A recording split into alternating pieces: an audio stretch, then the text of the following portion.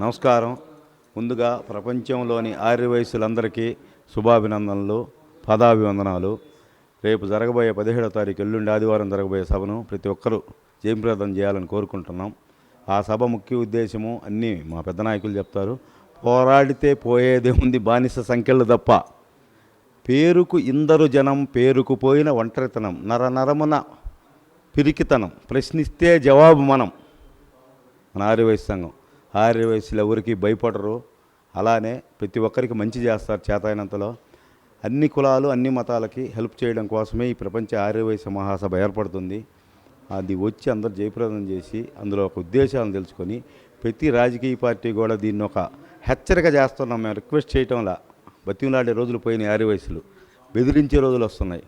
మాకు సముచిత స్థానంగా ఇవ్వకపోతే 2024 ఆంధ్రప్రదేశ్, 23లో తెలంగాణలో, అలానే దేశం మొత్తం పార్లమెంటు 2024 ఎలక్షన్లో తగిన ప్రాధాన్యం ఇవ్వని పార్టీకి భయంకరంగా అతి దారుణంగా బుద్ధి చెప్తాం.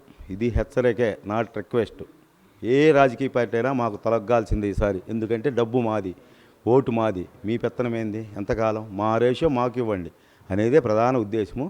అది నా భాషలో నేను చెప్పా, వాళ్ళ భాషలో వాళ్ళు చెప్తారు. ప్రపంచం నుంచి 40 దేశాల అధ్యక్షులు వస్తున్నారు, వాళ్ళ భాషలో వాళ్ళు చెప్తారు. భాష ఏదైనా భావం ఏదైనా we demand on political issue.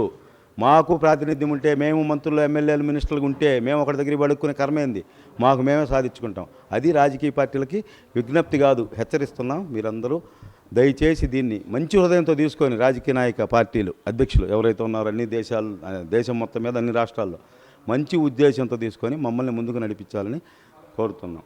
Thank you.